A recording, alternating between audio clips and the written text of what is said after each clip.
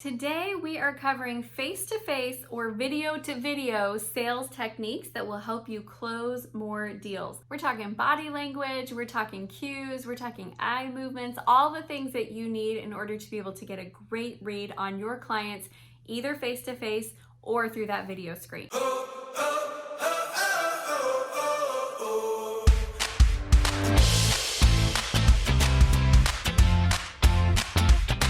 Hi, I'm Amy Walker. Welcome to my channel. I am a client acquisition specialist. My passion is helping you be able to consistently and simply find your ideal dream client over and over and over again. And today we are giving you some sales tips for face-to-face sales. So I know that right now when I'm filming this video, face-to-face sales are not happening very much. It's more video-to-video sales. I know we'll get back to face-to-face, but for now, these tips will help you to close sales through Zoom. And I think that a lot of us are closing deals through Zoom right now. I know I am, and it's a great way to be able to mimic that face-to-face experience in an interesting time. So here's what we're going to cover in today's video. We're going to go over some body language cues to watch for that are showing you that your client is interested. We're going to also show you the body language cues to watch for that show you when they have concerns. And we're going to show you the body language cues to watch for when you might be losing them, like they're about out the door and they haven't said it yet, but their body is saying it.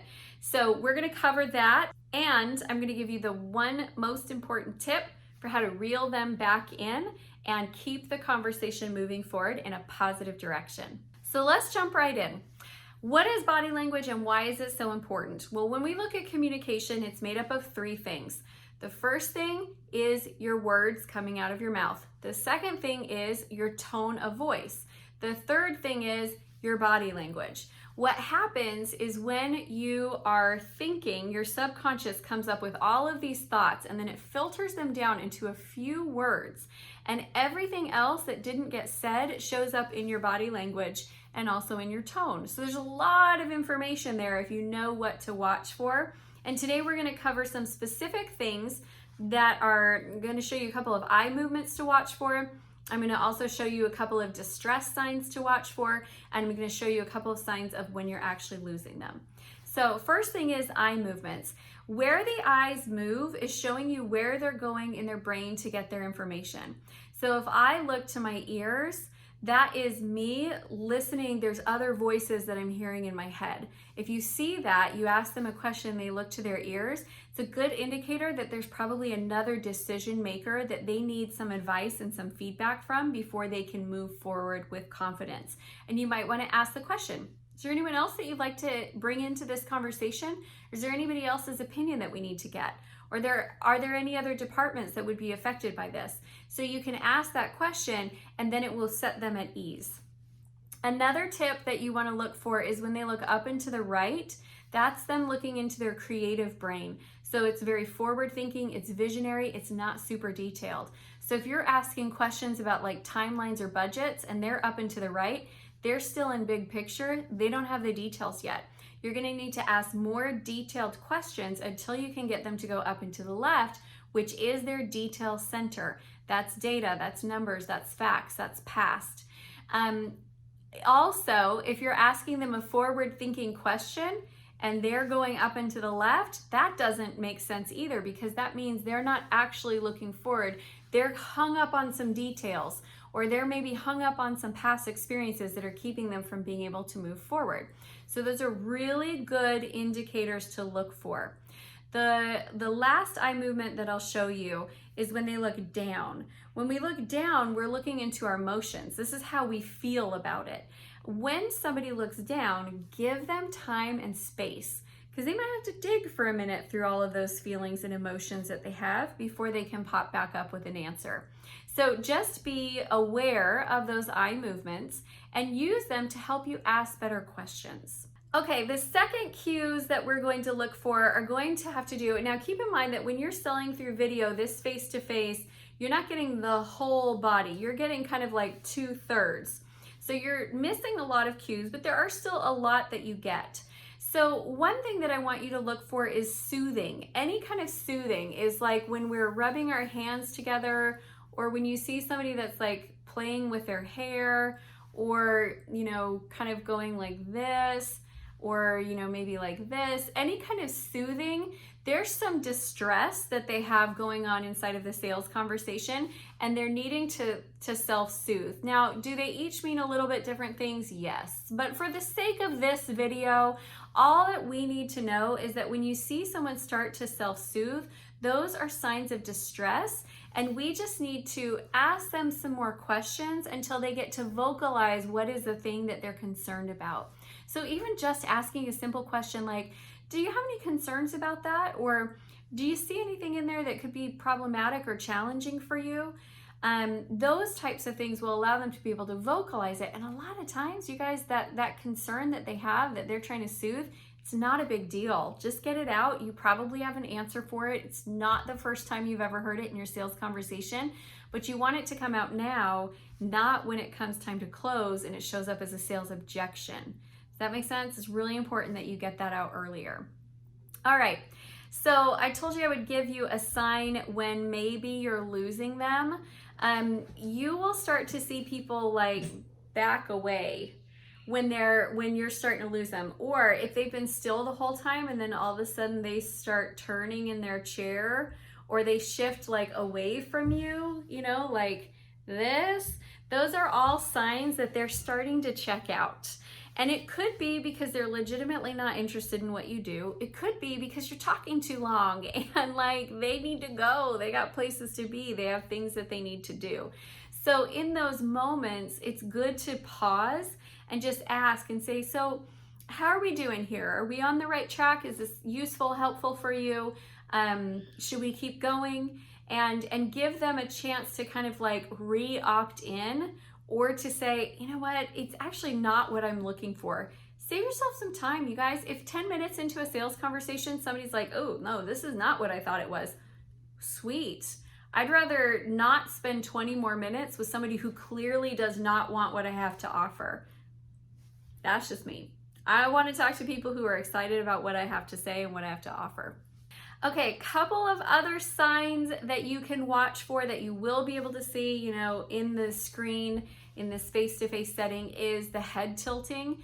So if you are getting really data heavy and you're going over too many facts and too many details, you'll actually see their head start to lean to the left.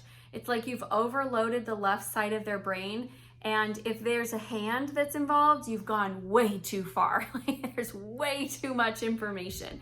And so when you start to see the head start to tilt to the left, that's a good sign that you need to pause and slow your roll with all of the detailed dumps and ask them questions and get them talking so that you can balance that out a little bit more. Okay, one sign that I am going to show you, which I hesitate a little bit to show because sometimes people read more into this, is when people rub their nose. That is an indicator that like something smells funny about this, okay? So it could be an indicator that maybe they don't feel like they completely trust what you just said. It could be an indicator that they might be telling you something that doesn't feel completely true. You got to be careful though, because it is spring in Georgia, and sometimes I'm doing this just legit because I've got allergies. So watch that sign, but you know, also know that it's not a fail-proof thing, because they could really just have an itchy nose. But if you're seeing that, and it's always in context, like you always have to look at it with what they're saying and then watch the gestures that come. But that is a good one, I think, to have in your back pocket. Last gesture that I look for is blinking, and I'm specifically going to talk about, now there's a lot of things you can see within blinking, but I'm specifically going to talk about like one eye blinks, okay? One eye blinks where it's just kind of like comes out of nowhere. It's like one eye moves but the other one's fine. That is an indicator that they're struggling to see it. But it's a difference between like, there's something in my past. The left side would be there's something in my past or something in the details I don't want to look at. And the right would be there's, you know, I can't see where we're going here, or I'm not ready to move forward. Those are the two kind of different indicators you can have. Okay, so I told you that I would tell you the number one thing that you can do to get all of your sales conversations back on track. And it is simple, simple, simple. Ask a question. When you see any of these body language movements, there's nothing you have to do. Nothing you have to do about it. Like, you don't need to tell them what you saw. In fact, don't. It's weird. You don't need to point out anything. All you got to do is ask another question. So if you see me going like this, like, oh yeah, that sounds good. Yeah, I think we could do that. Like, just ask the question. So, how is this looking to you moving forward? Do you have is there anything that seems vague or that we could define a little bit better?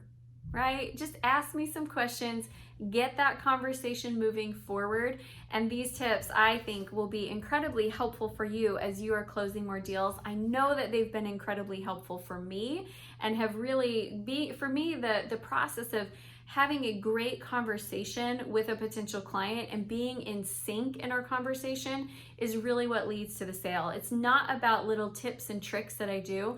Everything that I do when I'm using body language is just a tool for me to be able to ask you better questions so we can get to the heart of a really great conversation.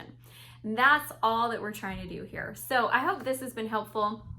I think this is the first time I've ever done any body language tips on my channel. So let me know. Do you like it? Do you hate it? Do you want to see more? Are you like, never train on body language again, Amy Walker? Let me know your thoughts on that.